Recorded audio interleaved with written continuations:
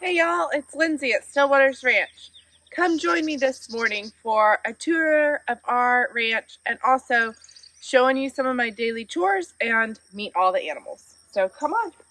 First things first, I always let out the chickens first thing in the morning. Let them get this fresh grass and bugs that come out in the dew. They love it.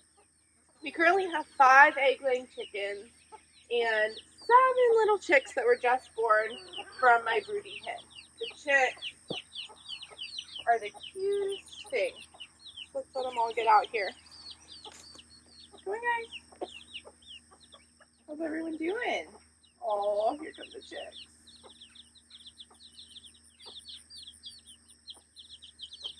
Last one. Here we go. Little guys.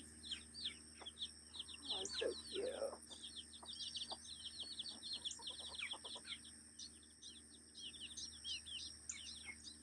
Okay, now that y'all are all out, let's move on.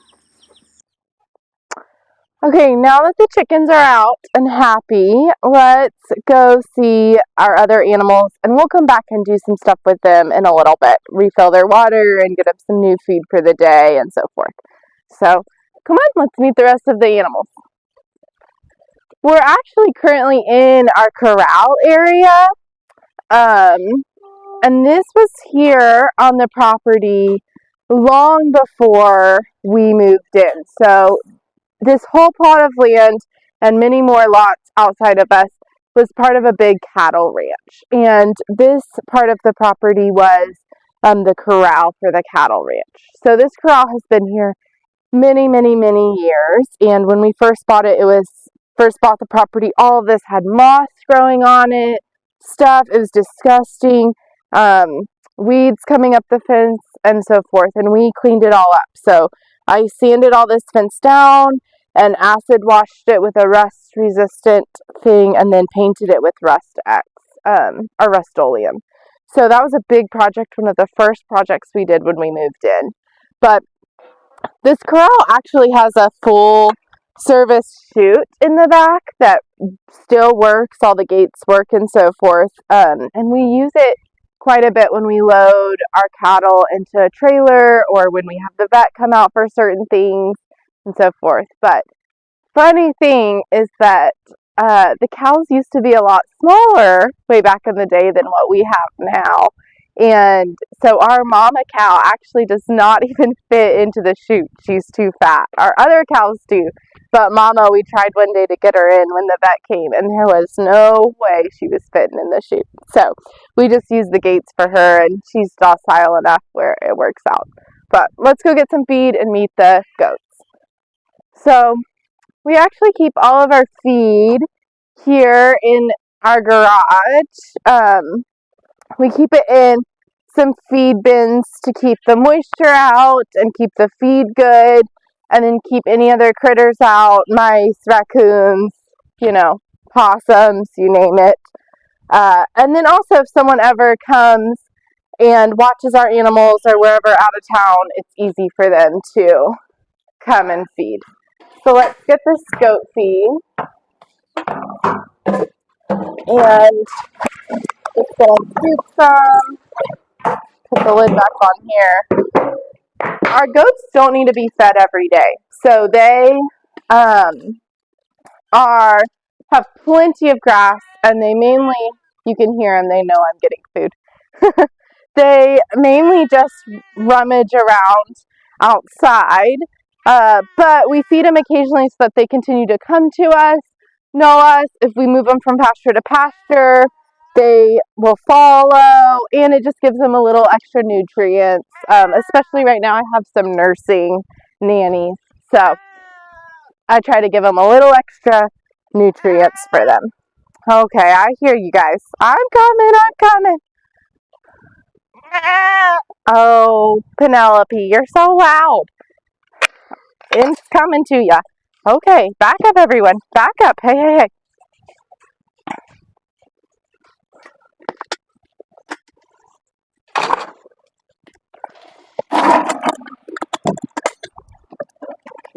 So you don't want to feed your goats directly on the ground by any means. There's some more over here, guys. because that's how they pick up more worms and parasites. So you don't want to do that, but if you have your goats in a smaller pen where they don't have this much grass, then you definitely want to make sure they're getting equal food, so you want to spread out the food. They don't necessarily need this grain, so I just pour it in a few buckets and they get enough. But let me introduce you to some of them. So our OG girls, oh, they're actually together, is Lefty here and Baby Cakes. Lefty is a mini Nubian goat, and Baby Cakes is a Nigerian dwarf. Did I get that right? Dwarf, yeah, I got that right. And they were our OG girls, and their babies. This is actually Lefty's first baby here, Penelope. And then Baby Cakes, her first round of babies, she has twins over here. So we have, where's this? This is Charlotte, and this is Delilah. And so they were our first round of babies with another male goat, Poncho. But Poncho started getting pretty aggressive with me. I would come in to feed and he would headbutt me and ram me, and I started getting bruises and not wanting to come in their pen, and he would start headbutting the other girls, and so he just started getting really aggressive. So it was time to trade Poncho out, and I also wanted to keep his daughters, the three first round of babies, and so it's time to switch him out, and we got our male goat Snickers, who's been awesome. He's a little guy. He's our littlest goat, but he is so sweet. I try not to interact with him a ton so he doesn't get aggressive, and he's been awesome. And he'll come to food, so it's been wonderful. And he actually fathered all these babies that you see here. We have 6 babies this year, and I have not named them because they actually won't be staying with us. We don't need a million goats. So these babies will go to neighbors or be sold, but they will not live here. So that is sad, but part of life. You kind of learn who to name and who not to name, who you're going to keep and who you're not going to keep. So those are the goats and their story. We're actually standing in a 4-acre high fenced area here. This fence was here from the previous owners. They wanted to do a very large orchard, so they high fenced it all for deer not to come in. But when we first moved here, this was all super heavy, thick mesquite. So it was all medium to small size mesquites, and you couldn't walk through here. You couldn't even see to the other fence line. It was such thick mesquite. So one of our first projects that we did when we moved in is we wanted to make this usable pasture. We knew we wanted a lot of animals, and we needed more grazing land. And so we started by cutting down the medium-sized mesquite with the chainsaw, and then we rented a few tools and brush hogged the smaller mesquite down. And it's pretty good. We didn't seed this grass. It just started coming up as soon as we got the mesquite done. We have pretty good coastal Bermuda, and so it kind of came out, and we're hoping that over time the coastal Bermuda will cut down some of these weeds. This is goat weed, so this is actually one of the only weeds that the goats won't eat, unfortunately. One of the reasons that we got the goats, and they were our first animal to get, is because they are really, really good weed eaters and weed killers. So goats are one of the only animals that when they eat something, they fully digest the seed and they don't poop out the seed. And so, and they'll eat pretty much everything other than this annoying goat weed. But when they eat in here, as they're eating, they're actually killing a lot of the weeds because it's not reseeding it, which is huge. And we've actually seen them eat the whole mesquite pods. They like those seed pods, and so that's great that they're slowly helping us with the mesquite problem. You can still see we have a few little mesquites here that we try to just mow or brush hog over and hope that over time we will be rid of every mesquite, most every goat weed and other weed. But that's just a process, especially without using chemicals. And we haven't used any chemicals yet. So this is what we call our, high fence pasture or the orchard pasture. 4 acres here. And again, we really made this usable pasture. It wasn't when we moved in. So that was a very large project that we got to do. Inside this orchard pasture, they actually had cleared a little bit of it and put in some irrigation and planted some fruit trees. The old owners did that.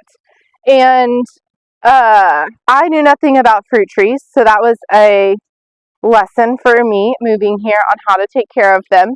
But I got quite a few pears this year, so I'm succeeding, kind of. I did kill a tree or two.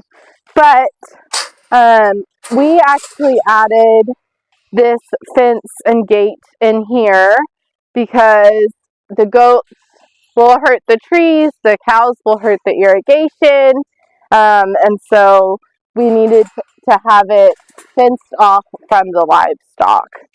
But when we fenced it off from the livestock, we realized that, oh my goodness, we're going to have so much grass. Oh my goodness, we're going to have so much grass fencing it off from the livestock. And are we going to mow this whole area and around every tree and not hit the irrigation spigots? So there are spigots at every tree. There are actually 60 spigots in this area. So we were like, what are we going to do now? And someone said, hey, I want to sell this sheep, one of our neighbors. And so we actually bought our female sheep, Chomps. Chomps! She's still pretty new and still pretty shy. Come here, Chomps. And we thought that she might be pregnant when we got her, so we just started with her, but we don't think she is. So we will be getting her a male and some friends pretty soon here. That's on the list because she needs friends. She's a herd animal, and she kind of herds with the goats through the fence, but she needs her own friends. Hey, Chomps. So she doesn't need any grain. She's got plenty of grass here to work with, but we are trying to feed her some grain just to get her a little more comfortable with us and tame. She doesn't necessarily follow or come right up to us like the goats. And we'd like for her to be able to follow us a little bit more if we need to worm her. Another thing Chomps does here, not only does she eat down the grass around the trees and help maintain that, but her droppings also fertilize the trees and the garden as well. So that's super helpful. Also in this area is my garden. I have a few garden beds back here. I can show you them at some point, but they're kind of all being transitioned now. We're at the end of August, beginning of September-ish, and so the heat has pretty much killed off all of the plants, well, the heat and a few other things, but have pretty much killed off everything I have growing, and I'm about to flip these garden beds for fall planting. So they're kind of in transition right now. I've got a few beds in the back. I'm hoping to add more. The only thing, it's great to have the garden out here because it has a high fence, so it's protected from the deer and other things and all the animals, and it has irrigation with all these spigots, but it's a little far to come out when you just need a little basil or parsley or oregano for dinner. So I've kind of debated having a garden bed, like an herb garden closer to the house. I actually have rosemary growing closer to the house, or moving my garden beds closer to the house, or keeping them all out here. It's just a consistent debate of which is better. You guys finished your breakfast? Huh? You finished your breakfast, everyone? So in each of these pens, they each have water tanks with float valves. So all of the water is automatic. So as soon as they drink a little bit, the float valve drops and the water tank begins to refill. We were blessed with spigots all over and water all throughout our property, which I know some people don't quite have that advantage. And so we picked up automatic waters all throughout the property. The great thing about this is that it cuts down on the daily chores that we have, which is always important. So it really cuts down on what we have to do every day. So every few weeks we will dump the water trough and really clean it really well, but other than that, that's all we have to do for water. And then they also don't even need grain every day. So that makes it a lot easier on daily things that we have to do with the goats and sheep and cows and so forth. So the chickens are really the hardest every day. But, you know, I would recommend that if you do have a lot of animals, you try to create systems or set up things where it's the least amount that you have to do every day, because it all adds up and there's always something extra that goes wrong, or a fence breaks, or something you need to do. So it's important to have as much time as you can in this. Okay, let's go check out the pond. I see the ducks, so let's go feed them, and I'll introduce you guys to them. Okay, grab this duck food back in the garage, and I'm going to take you guys to our pond. So when we first moved in, this pond was here, and it was one of the selling features of the property because our house overlooks the pond, the corral overlooks the pond, and it's just gorgeous. But it wasn't holding water very well, and in the heat of our last summer, our first summer living here, the pond was pretty much empty. Well, with an empty pond means that you can't really keep fish or animals, or, you know, it kind of looks gross in the middle of the summer.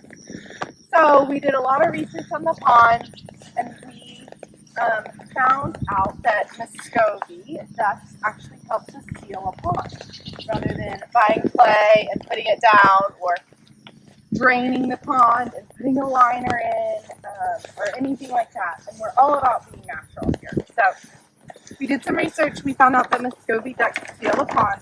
So what did we do? We went and bought Muscovy ducks. And it seemed to work. So we're at the end of August here, and our pond is full. We have gotten more rain this summer than other summers, but still, our pond is full. So these guys, I don't feed them every day or anything like that, but it's a Saturday morning. We're taking our time, introducing you to all the animals and showing you around. This is just some duck food I'm throwing in the water. But Muscovies, their poop is actually what seals the pond. So their poop is a really sticky black texture, and as they swim in the pond and eat and all that, their poop sinks to the bottom, and it kind of helps give a natural clay bottom or liner to the pond. So this has actually worked really, really well. On top of that, these ducks are great for eating bugs. So they eat a ton of the mosquito larvae in the pond. They also eat flies. I've seen them go grab a grasshopper off of some of my plants and just eat it whole. So they're great for kind of pest control. That's it, guys. Y'all are good. They're great for pest control, sealing the pond, and all that kind of stuff. People also eat this type of duck, and so we would love to. We don't want to eat our OGs, but we're hoping that they have chicks someday, ducklings, and that maybe we can harvest some of those. But so far they have not. So we might need to add another girl or something like that. We haven't had ducklings yet, but these are our ducks. They're like pets. So when I know, hey, I just gave you some. Okay, a little bit more, a little bit more. Okay, a little bit more. There y'all go. That's it, guys. That's plenty for today.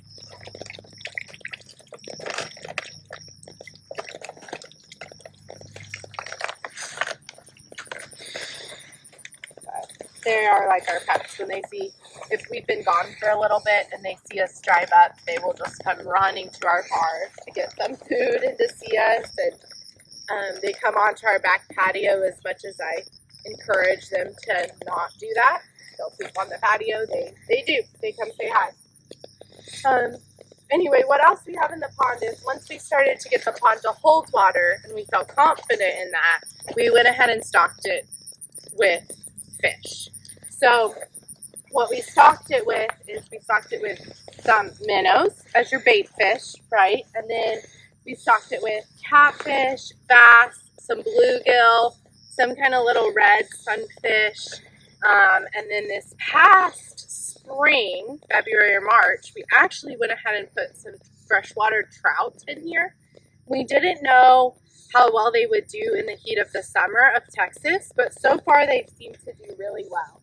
On this end of the pond, it gets pretty deep. We're on the more shallow end, but on this end, it's pretty deep. And so we think the trout are just as far deep as they can go and kind of making it through the summer here. So we'll have to fish again here pretty soon and see if they're still in there. But we're hoping to kind of eat the trout and a few of the other fish from here as they get bigger. But our catfish started pretty small, and a year in, we're already to, you know, this size catfish and bass. So hopefully they continue to grow. Okay, this is our pergola where we hang out, have our morning coffee, you know, afternoon snack. It's beautiful overlooking the pond. All right, let's go check out the cows. Okay, so our cow pasture is actually on the other end of this pond. Our cows, luckily, we've only had them swim fully across to this side like once or twice, but for the most part, they stay over there, and then they always have water with the pond, so that's amazing. Yeah, so let's go over and introduce you to our cows. We're actually in the process of putting in a gate here. My husband's been working on that. We got to put in another post today and then go ahead and put the gate in so that this will make going over to this pasture a lot easier. But for now, we do it the old-fashioned way.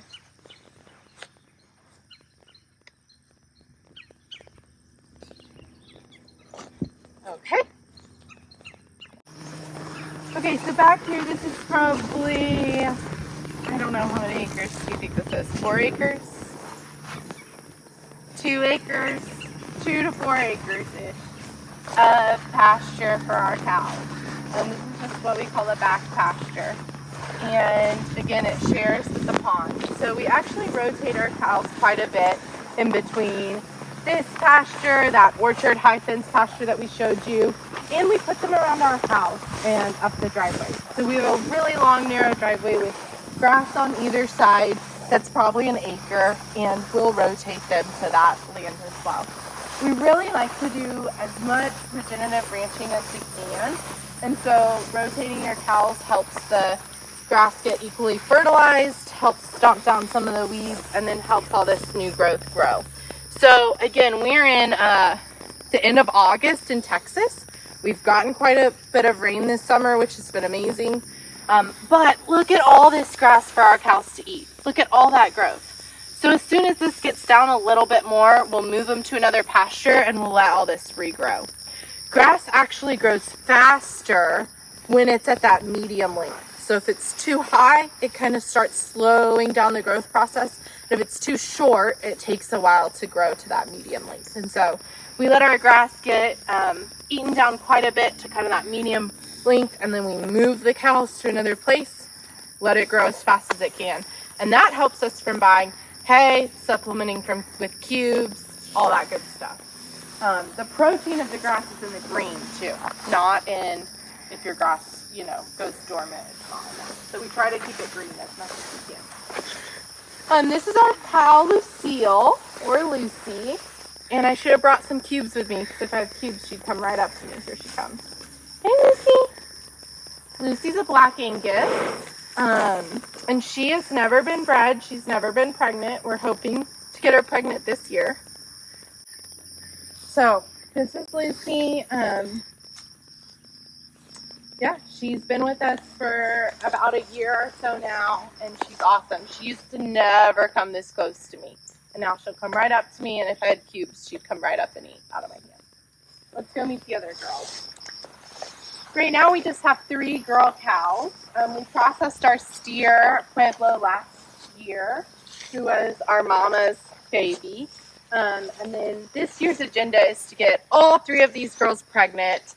And then based on the babies we have, either grow that steer to butcher if we have a boy, or if we don't, we'll buy a yearling or so steer and grow it to butcher. So that's our goal with the cows for now. All of these cows are beef cows. We don't have any cows that we know. This girl's a little more shy. This is our new girl. And we're still playing with names with her a little bit. She's about 8 months, a year old, and she is a half beef master, half black Angus. So a beef master is just a breed of cows that has 4 different cow breeds in it. I'll mess it up if I 3 or 4 different. I'll mess it up if I say them all, but has 3 different cow breeds in it, and they're bred to be great, to take care of their young, to grow well, to live in Texas heat, and for beef, of course. So we love the beef master. And yeah, this is our little girl. Hey, girl. So she's fairly new. We've had her about a month at the property.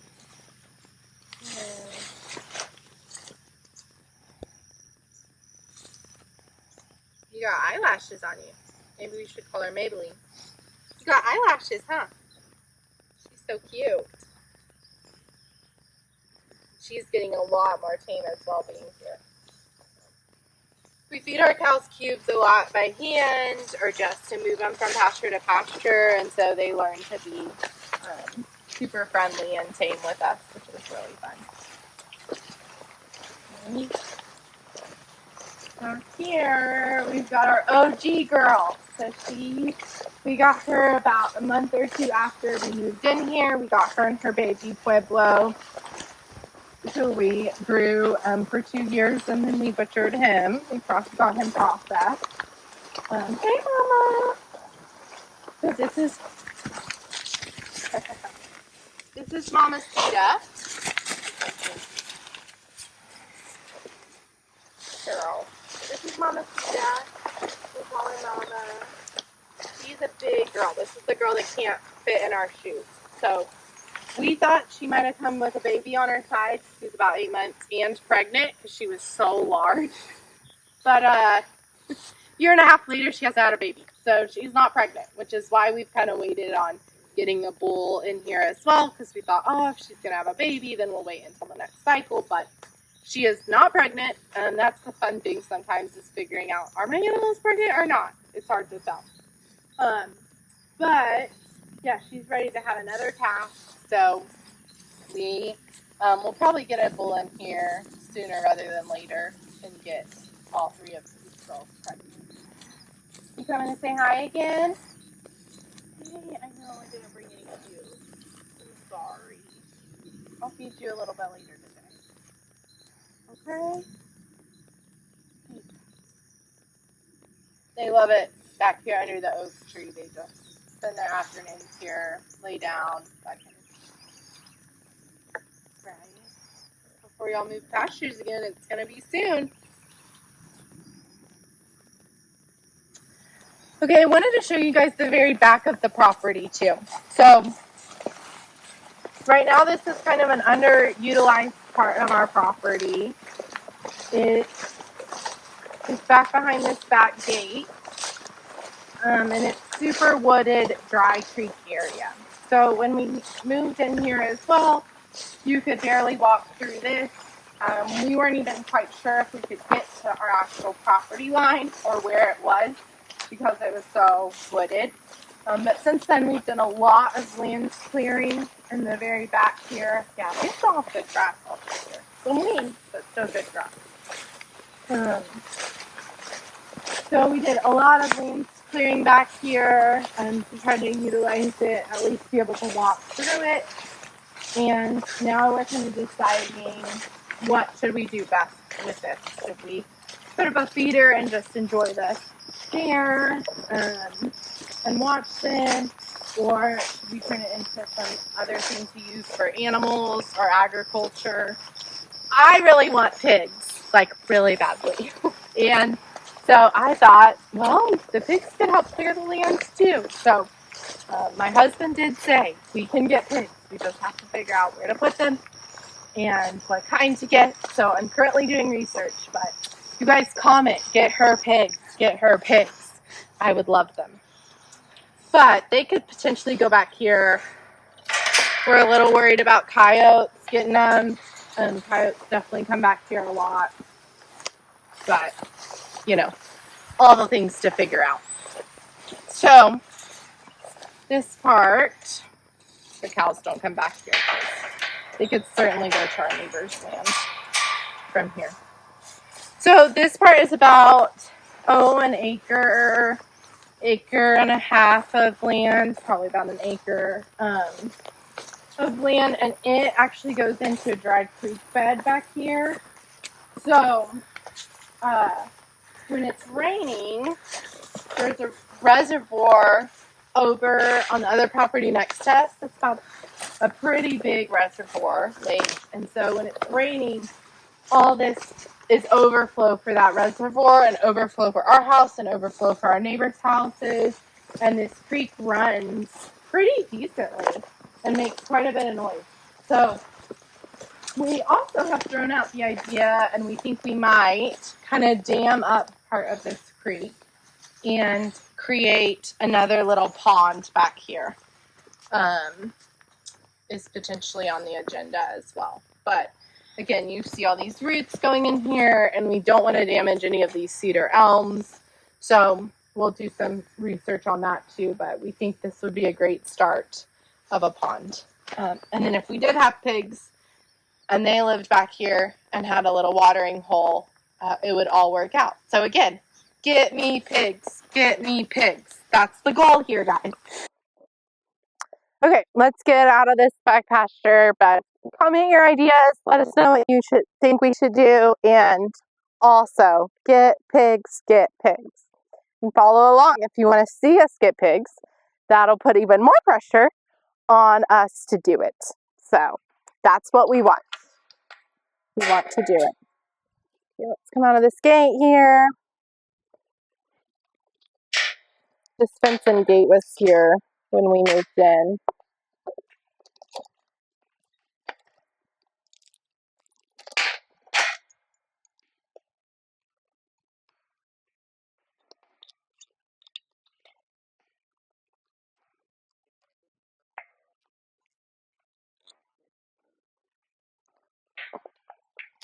Okay, I got it. So we named our place StillWaters Ranch for a few reasons. One, we named it ranch because we're in Texas and everybody calls any amount of land a ranch here. We also want to do a lot more things with cattle and animals, and so figured ranch is the way to go. But in other parts of the country, this would be called a homestead, a farm, that kind of thing, depending on where you live. That's where ranch came from. And then still waters came from the Psalm in the Bible, Psalms 23, where it says, He leads me besides still waters. And so when we first came and looked at this place and we saw the pond and we saw the house overlooking the pond, we thought, oh, this is our place that we're going to be able to rest, rejuvenate, do our dream of living more and more off the land and more self-sufficiently, and kind of provide an oasis for us, for our animals, and for our guests. So that's where our name StillWaters Ranch came from. This beautiful pond, maybe another pond back there, and just the idea of rest, rejuvenation, and being provided for by the Lord here through our animals, through our agriculture, and just mentally and spiritually as well, getting to live on land. So that's where some of our name came from. But I've got a few more animals to show you and a little bit of the property left to show you. And then I got to swing back around and do my chores for the chickens.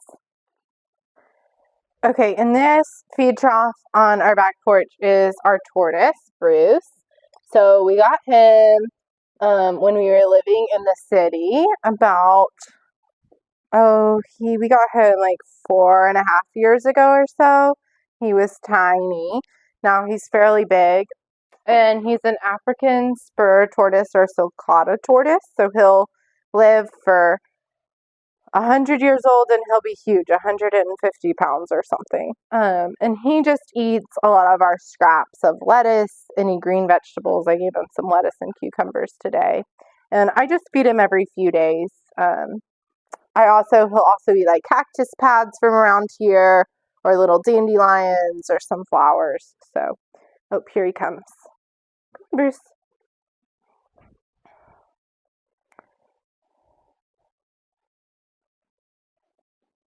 Here he comes out. When people come over, they love that he's just on our back patio here, because it's just, you can hear him moving around or scratching, and it's just constant entertainment. Right, Bruce?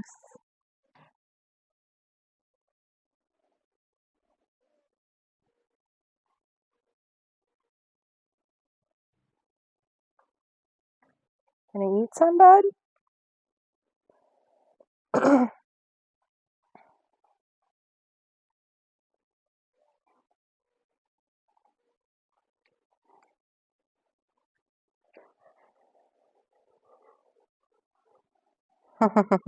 Okay, enjoy your breakfast. Okay, so from there we can come out our back patio. This is our dog Gus. Hey Gus, say hi. He's a black lab. He's 9 years old, so he's getting on the older side. And he loves living out here and being out on the land. We bought this property a little over 2 years ago. And like I said, we've showed you a few things that we've done, but we've done so much here. This land hadn't been grazed or utilized for animals in, I don't know, 20 years. And so the land, wasn't beaten down, but it was just full of mesquites. As you can see, we still have quite a few weeds that we've been trying to get rid of through grazing our cattle, our goats, and mowing some. But this land really wasn't used or taken care of that well. And so when we moved out here, we've done so much work here on adding fences, making the grass good for cattle and for animals, and just kind of trying to get this land a little more self-sufficient, and be able to kind of keep producing with as little input from us as possible. That's kind of the goal.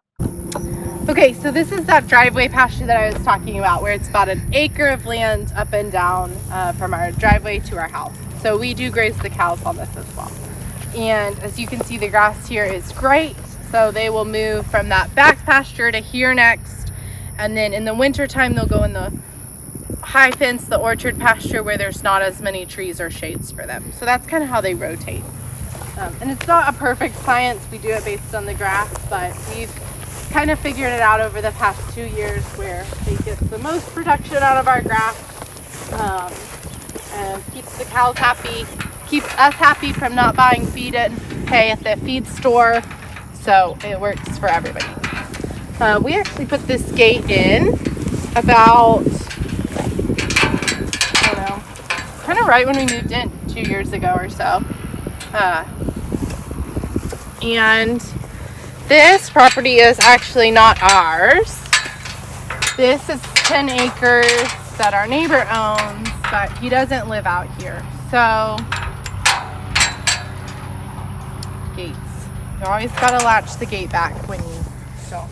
He doesn't live out here. So I come and take care of the horses every few days or so, and in return, I get to ride them, treat them like my own, and hang out with them all the time. So I love it.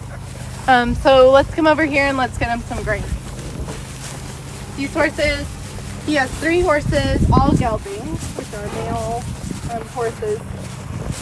And that's Casper there. He is 3, and he actually, I think someone's only gotten on him one time. But he is halter trained. He'll take a bath. He'll lift your feet for him and have the farrier come out. But he needs to be trained to be ridden. But he's pretty,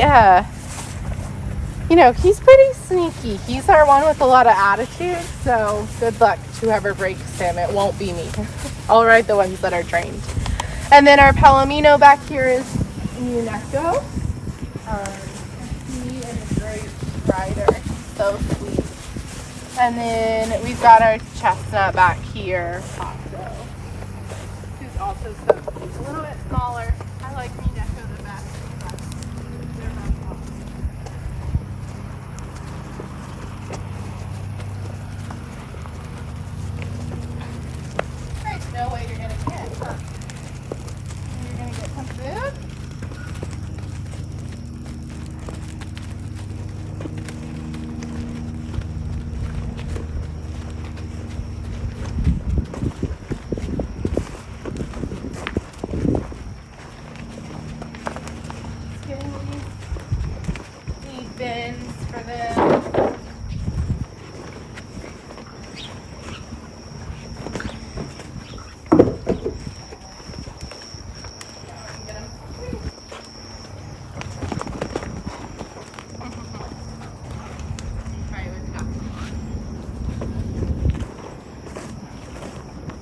So again, this is my neighbor. So he just keeps his feed in the trailer here.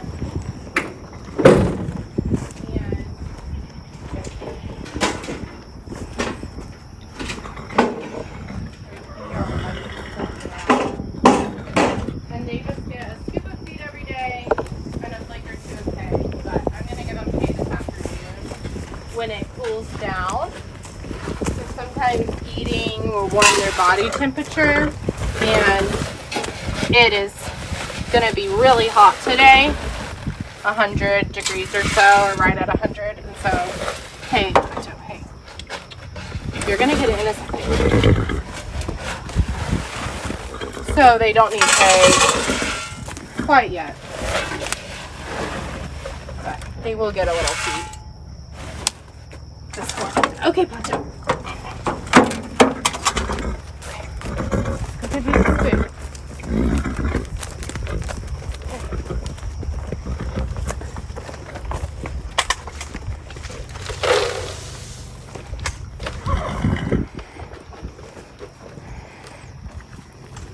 So my neighbor comes out here and feeds them quite often, and then I just do on the days that he doesn't come out. We don't know where's your feed bin. Where is it, huh? It's in here. Is it all the way back in here? Come on, let's go out.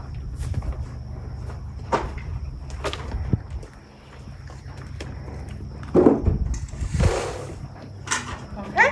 And these guys are happy with grain. You need a bath. Maybe that's what I'll do one of these days soon. It rained last night, thank goodness, a little bit, but that means the horses roll and they get all muddy and they need a bath.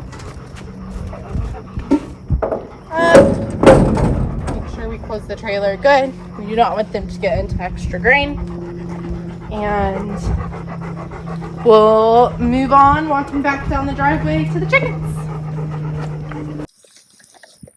Okay, well, after walking back through that back pasture and filming this, we saw how many weeds they were, and we thought, oh, we should probably mow those down before they go to seed.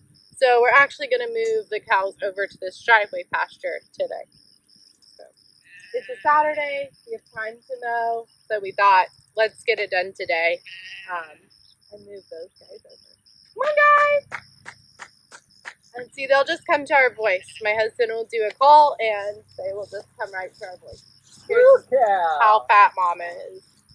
And then, Moo cow. can we call you Maybelline? What do you think of that name? Come on, Maybelline. Test it out. I'll test it out for a few days. We'll see. Okay, Lucy. Come on, lazy girl. Lucy's getting fat too. They all. This grass thing is working. So, by the way, we haven't used any chemicals on our grass or any part of our property, guys.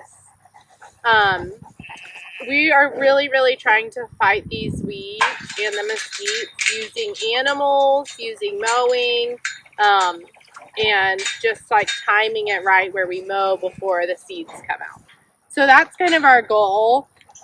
So far we think it's been working, and the goal is that the Bermuda will be so strong that it will choke out the weeds, and then the weeds that do survive when the cows move onto that pasture, they will stomp on those weeds and kill them out. That's kind of the goal. You know, we've been playing it by ear. We're giving it a few years to see, but we really don't want to use any chemicals to kill the weeds. So they're going to move over here. They're super happy with all this grass now. Y'all are in a new pasture, huh?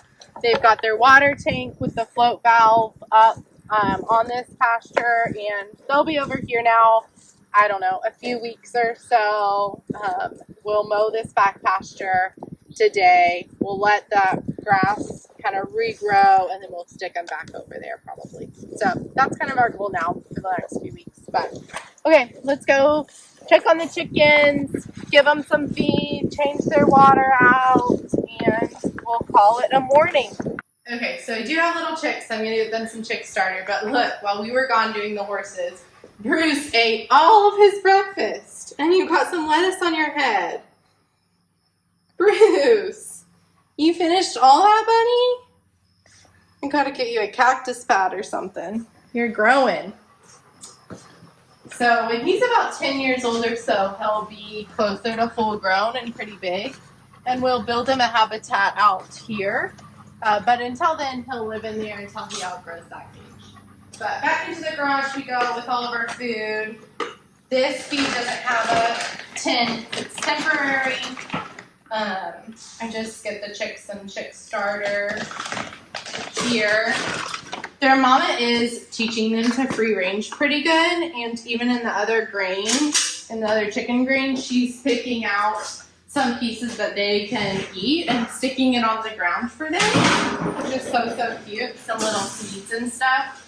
And so I think they're getting food pretty decently without the chick starter, but I would hate for them hungry or need extra vitamins or nutrients that they're not getting, and so chick starter it is for now. So we grabbed them their feed. Let's go get these chickens set for the day. Gus loves doing our morning chores with us. So everything that I've done is not something I do every day. I rarely feed the goats, maybe twice a week or so. I do the horses every few days. My neighbor does it the other days.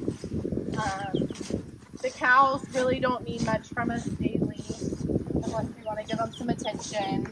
The sheep doesn't need anything. My garden's pretty self-sufficient. But the chickens do need things from me every day. So they need new water. I try to clean out some of their poop every day. They don't need feed quite every day, but with the chicks they do. So this is definitely my biggest time commitment daily. It looks like all the chicks are out. Hey guys. Oh my gosh. I actually don't know what kind of chickens these chicks are. I got an assorted pack of eggs when my hen went broody. So, of egg-laying eggs. They're all egg-laying chickens. Some of them are new breeds. But I thought that'd be a fun way to try different breeds as well. So, I actually have no idea what these guys are. But I'm going to give them some chick feed here. You guys go. And then I'm going to refill this automatic feeder for the other chickens. I've got one laying an egg in here. Let me see if you can see this one laying an egg. She's not using her the nesting boxes were taken up by my broody hen.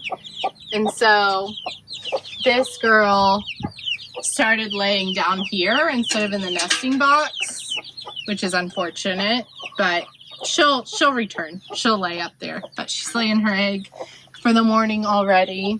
And then I'm going to change out this water. So normally my water is hung up a little bit so it doesn't get all this gunk in it every day. Keeps it cleaner for them, and I don't have to change it out every single day. But with the chicks being so little, I put it on the ground so that they have access to constant water.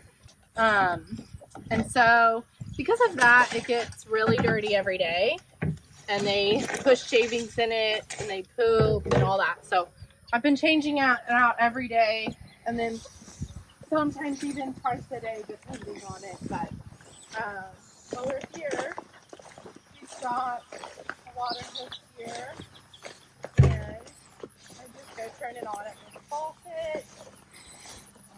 This is another one of our troughs set up with the float cow. I'm ready to use if we need the goats in over here. The goats come over here when they have their babies. The goats come over here when they have their babies. The goats come over here if it's raining because they have more shelter. Or if we just need all this grass to be eaten down, we send the goats over here. But this is that float valve I was talking about. So I'm not going to be able to lift this, but if I poured out some water, it's full right now. So if we pour out this water, then that valve will open and this will actually refill the water. And so as they drink some, that float valve will sink turn on the hose and it'll refill where they always have water. So that's good. Okay, let's go back over here and change out the chicken's water.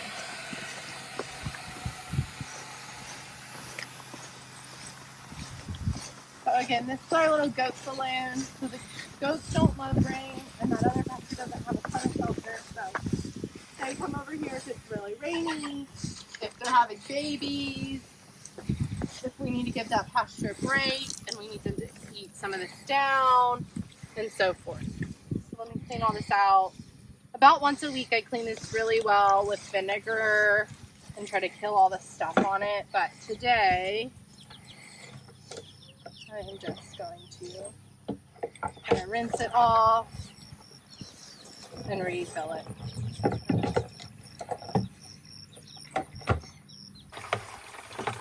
Okay, this guy's pretty much filled up, so we'll turn it off. I lost my little plastic thing that keeps the water from going out while I fill it and get this pressure on, so you just hold it with my finger. But on the to-do list is to do a whole new like automatic water system for the chickens that keeps the water cleaner and then also refills it, so I'm not doing this every day. But there goes that. Now we carry this over to the chicken coop. Get a little workout in here. Oh.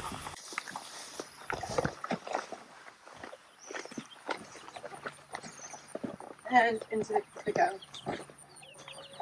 Again, normally this is up higher so it doesn't get all their shavings and poop in it near as much, but right now for the little chicks, I want them to be able to reach it, so it's a lot lower. I left my bucket over here, but let me grab it.